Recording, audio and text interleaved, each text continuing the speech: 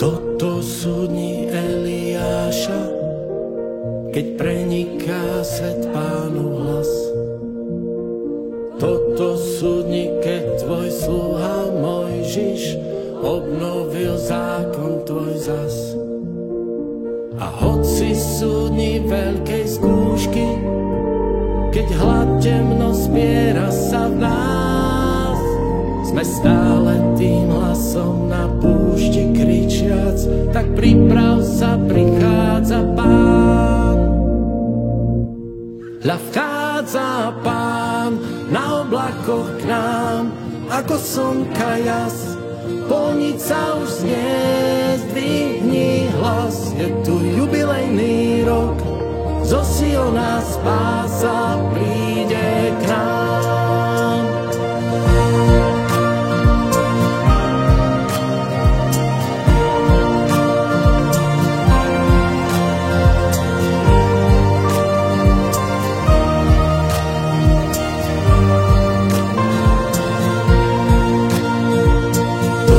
Čas Ezechiela, keď kosti suché ožijú.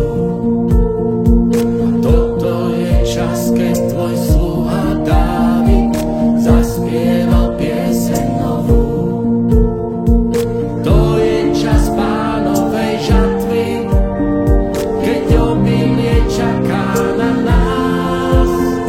A my sme tí pozvaní jemu slúžiť a ohlásiť, čo zveril nám.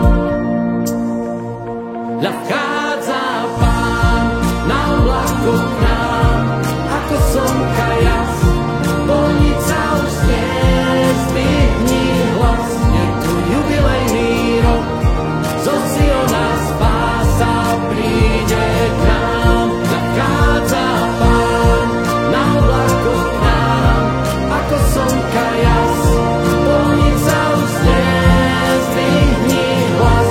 Je tu jubilejný rok, zo Siona spása príde k nám. Tak vchádza Pán a uvidí ho každé oko a na meno Ježiš sa skloní každé koleno na nebi, na zemi i v podsvetí. A každý jazyk vyzná, Ježiš Kristus je Pán, na slávu Boha Otca.